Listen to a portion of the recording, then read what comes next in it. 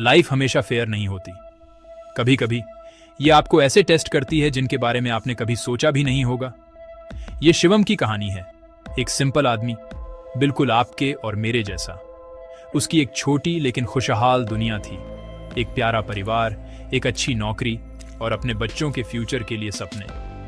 वह हर दिन कड़ी मेहनत करता था, यह मानते हुए कि उसकी कोशिशें एक सिक्योर और खुशहाल लाइफ बनाएंगी।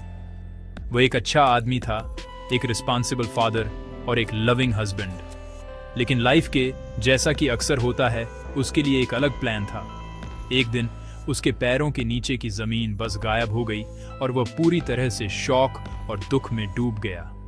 तूफान बिना वार्निंग के आया। इकोनॉमी में अचानक गिरावट के कारण शिवम की नौकरी चली गई, जो उसके परिवार की भलाई का आधार थी।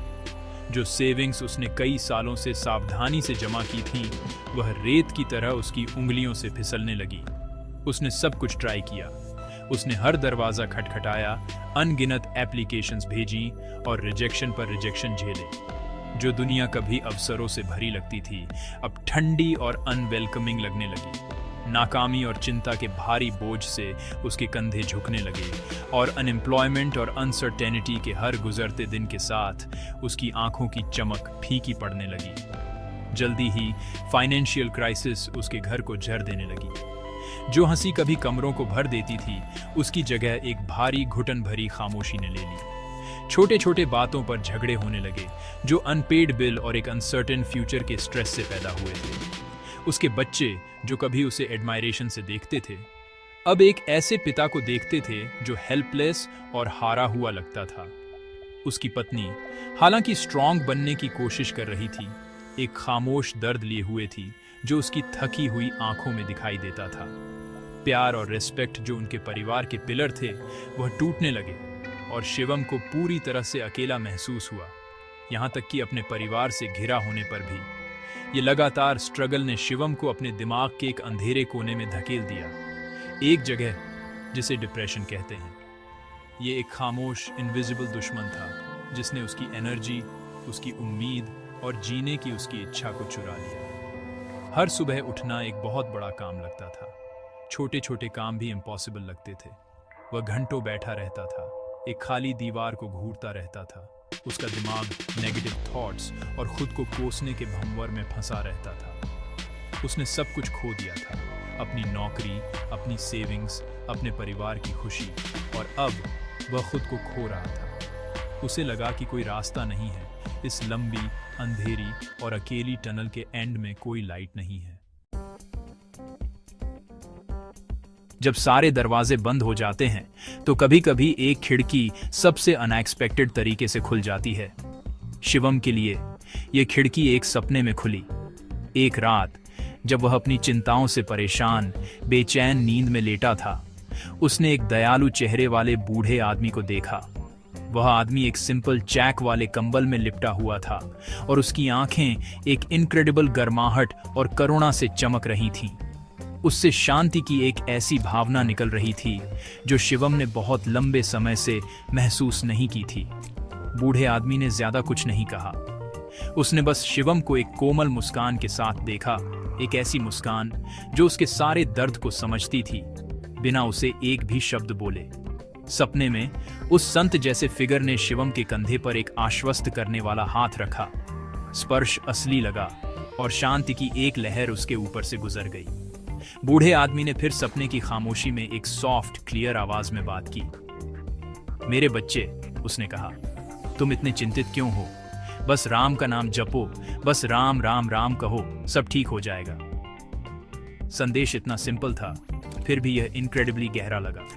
यह एक कमांड नहीं था, बल्कि एक प्यारा सजेशन था, उसके दुख की जेल को खोलने के लिए दी गई एक चाबी। सपना उसकी जागती हुई लाइफ से ज्यादा असली लगा। शिवम चौंक कर उठा। सपना उसकी याद में ताजा था।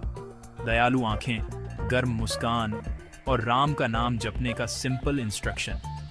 उसे नहीं पता था कि बूढ़ा आदमी कौन था, लेकिन शांति की भावना उसकी आंखें खोलने के बाद भी बनी रही। महीनों में पहली बार उसे निराशा के अलावा किसी और चीज की एक छोटी सी चिंगारी महसूस हुई। क्या ये उम्मीद थी? वह श्योर नहीं था। लेकिन वह उस सपने की याद से ऐसे चिपका रहा जैसे डूबता हुआ आदमी लकड़ी के टुकड़े से चिपकता है। उसने सलाह मानने का फैसला किया। उसके पास खोने के लिए क्या था? उसने पूरे दिन चुपचाप राम राम राम जपना शुरू कर दिया। एक नई क्यूरियोसिटी से प्रेरित होकर शिवम ने अपने एक दोस्त से अपने सपने के बारे में बात की। उस कंबल वाले बूढ़े आदमी का वर्णन किया।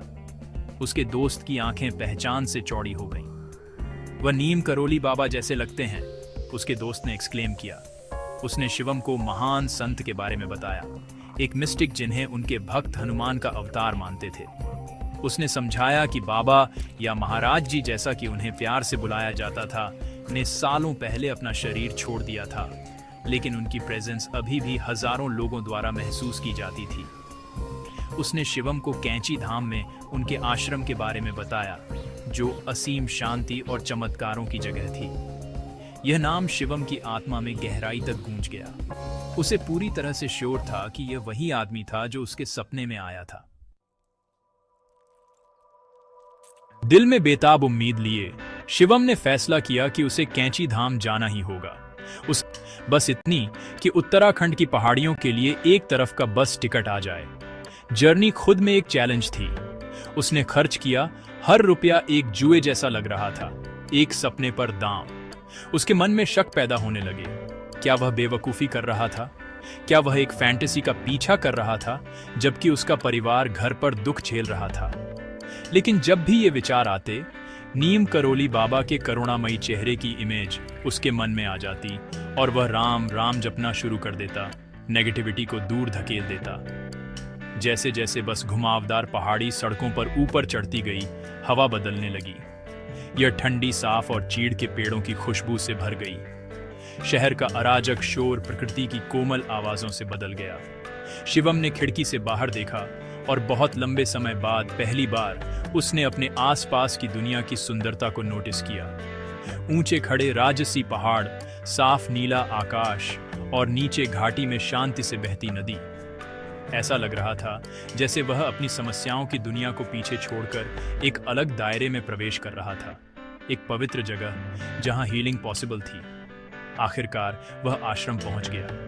जिस पल उसने कैंची धाम के गेट के अंदर कदम रखा, शांति की एक जबरदस्त भावना ने उसे घेर लिया। यह एक ऐसी फीलिंग थी जिसे वह शब्दों में बयां नहीं कर सकता था। सारा तनाव, सारी चिंता और वह सारा भारीपन जो वह महीनों से ढो रहा था, बस पिघल गया। एटमॉस्फेयर भक्ति और प्यार की एक स्पष्ट ऊर्जा से भरा हुआ था। उसने हर तरह के लोगों को देखा। सभी अपनी अपनी कहानियों और अपने अपने विश्वास के साथ वहां थे। महाराज जी के लिए अपने प्यार में एकजुट। सिंपल मंत्रोच्चार और शांत वातावरण ने उसकी परेशान आत्मा को तुरंत शांत कर दिया। शिवम ने अगले कुछ दिन आश्रम में बिताए, बस मौजूद रहकर। उसने कुछ नहीं मांगा। उसने नौकरी या पैसे के लिए प्रार्थना नहीं की। वह बस मंदिर में बैठा रहा, नीम करोली बाबा की तस्वीर को देखता रहा और राम का नाम जपता रहा।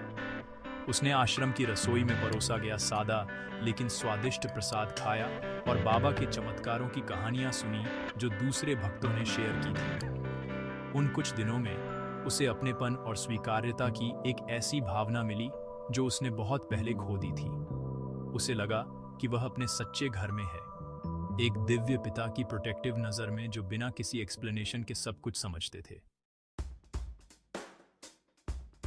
आश्रम में अपने आखिरी दिन जब शिवम भारी मन लेकिन शांत दिमाग के साथ जाने की तैयारी कर रहा था, एक अजनबी उसके पास आया।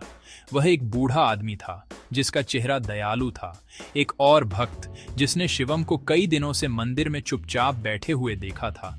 उस आदमी ने बात शुरू की। शिवम से पूछा कि वह कहाँ से था और उसे कैंची कौन लाया पहली बार। शिवम पूरी तरह से खुल गया।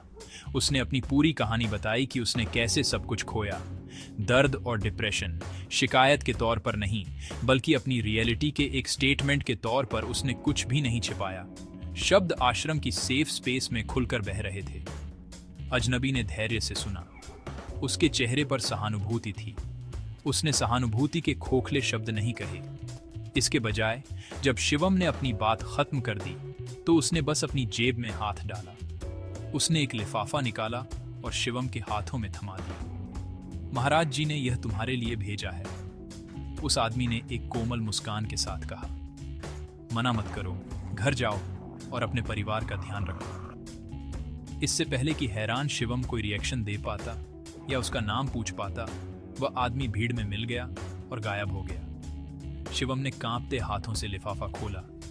अंदर अच्छी खासी रकम थी, इतनी कि उसकी तुरंत फाइनेंशियल प्रॉब्लम सॉल्व हो जाएं और उसे एक नई शुरुआत मिल सके। उसकी आंखों से कृतज्ञता के आंसू बहने लगे। धन्य और नया जन्म महसूस करते हुए शिवम घर लौट आया। पैसा एक चमत्कार था, बाबा का सीधा आशीर्वाद, लेकिन उसके अंदर जो बदलाव आया था वह और भी गहरा था। वह हारा हुआ, उदास आदमी नहीं था जो छोड़कर गया था। वह एक नई आत्मा, एक शांत मन और अटूट विश्वास के साथ लौट आया था। उसका परिवार यह बदलाव देखकर हैरान था। उसकी आंखों में उम्मीद संक्रामक थी। उसने पैसे का इस्तेमाल अपने कर्ज चुकाने और अपने परिवार का सपोर्ट करने के लिए किया, जिससे उनके घर में तुरंत राहत और सुरक्षा की भावना वापस आ गई। तनाव और निराशा का माहौल उठने लगा। उसके लौटने के ठीक एक हफ्ते बाद एक और चमत्कार हुआ। शिवम को नौकरी के इंटरव्यू के लिए फोन आया। यह उस कंपनी से था जिसके लिए उसने महीनों पहले अप्लाई किया था और जिसके बारे में वह पूरी तरह से भूल गया था। वह इंटरव्यू के लिए निराशा के साथ नहीं, बल्कि एक शांत आत्मविश्वास के साथ गया जो उसके नए विश्वास से बह रहा था। उसे पता था कि बाबा उसका ध्यान रख रहे हैं। उसे नौकरी मिल गई। यह उसकी पिछली नौकरी से बेहतर थी, जिसमें ज़्यादा सैलरी और ज़्यादा रिस्पॉन्सिबिलिटीज थीं। वही समाज जिसने कभी उसे नीचा देखा था, अब उसे सम्मान से देखता था। उसका रॉक बॉटम से एक नई ऊंचाई तक का सफर पूरा हो गया था। शिवम की कहानी सिर्फ एक चमत्कार के बारे में नहीं है, यह लाइफ के बारे में एक पावरफुल लेसन है। यह हमें सिखाती है कि सबसे अंधेरी रात हमेशा नहीं रहती, सूरज हमेशा उगेगा। जब शिवम अपने सबसे बुरे दौर में था, जब उसने सारी उम्मीद खो दी थी और दुख में डूब रहा था, एक सपने के रूप में प्रकाश की एक किरण दिखाई दी। वह प्रकाश विश्वास था। यह अपने से बड़ी किसी चीज में विश्वास था, एक दिव्य शक्ति जो हम सभी पर नजर रखती है। उसकी जर्नी दिखाती है कि जब इंसान की कोशिशें फेल हो जाती हैं तो विश्वास काम आता है। यह आपको एक और कदम उठाने की स्ट्रेंथ देता है जब आपको लगता है कि आप बिल्कुल हिल नहीं सकते। शिवम की लाइफ में बदलाव उसी पल शुरू हुआ जब उसने कैंची धाम की अपनी जर्नी शुरू की। यह सिर्फ एक जगह की फिजिकल जर्नी नहीं थी, यह विश्वास की ओर एक अंदरूनी जर्नी थी। आश्रम में उसे जो शांति मिली, अनएक्सपेक्टेड फाइनेंशियल हेल्प और नई नौकरी सिर्फ संयोग नहीं थे, ये उसके पूर्ण समर्पण और अटूट विश्वास के रिजल्ट थे। वह आश्रम में डिमांड्स की लिस्ट के साथ नहीं गया था, वह खुले दिल से गया था, सिर्फ शांति की तलाश में। और जब आप शुद्ध दिल से शांति की तलाश करते हैं तो यूनिवर्स आपको वह सब कुछ देने के लिए साजिश रचता है जिसकी आपको जरूरत है। उसके परिवार ने यह बदलाव देखा और प्यार और सम्मान उसके घर लौट आया। यह कहानी हमें याद दिलाती है कि चमत्कार होते हैं, वे हमेशा शिवम के जैसे नाटकीय नहीं हो सकते, लेकिन वे हर दिन छोटे छोटे तरीकों से होते हैं। एक अजनबी का मददगार हाथ, एक लंबे समय से चली आ रही समस्या का अचानक समाधान, या मुश्किल समय में आंतरिक शक्ति की भावना, ये सभी चमत्कार हैं। ये संकेत हैं कि हम अकेले नहीं हैं। विश्वास वह चाबी है जो इन चमत्कारों को देखने की हमारी क्षमता को अनलॉक करती है। ये एक ढाल है जो हमें निराशा के तीरों से बचाती है और एक कंपास है जो हमें लाइफ के तूफानों में मार्गदर्शन करता है। यह हमारे संघर्षों को अर्थ देता है और हमारे दर्द को शक्ति में बदल देता है। तो अगर आप अभी किसी मुश्किल दौर से गुजर रहे हैं तो प्लीज हिम्मत मत हारिए। शिवम की कहानी याद रखिए। याद रखिए कि सबसे गहरे अंधेरे में भी उम्मीद की एक टिमटिमाहट हमेशा होती है। अपने विश्वास को बनाए रखिए, चाहे वह कुछ भी हो। दिव्य योजना में विश्वास रखिए, ईमानदारी और लगन से अपना काम करते रहिए और बाकी सब एक उच्च शक्ति पर छोड़ दीजिए। विश्वास कीजिए कि आपको मार्गदर्शन और सुरक्षा मिल रही है। लाइफ आपको टेस्ट करेगी, यह आपको अपनी लिमिट्स तक धकेलेगी, लेकिन विश्वास को अपना एंकर बनाकर आप न केवल जीवित रहेंगे बल्कि आप पहले से ज्यादा मजबूत, समझदार और आभारी होकर उभरेंगे। बस विश्वास कीजिए।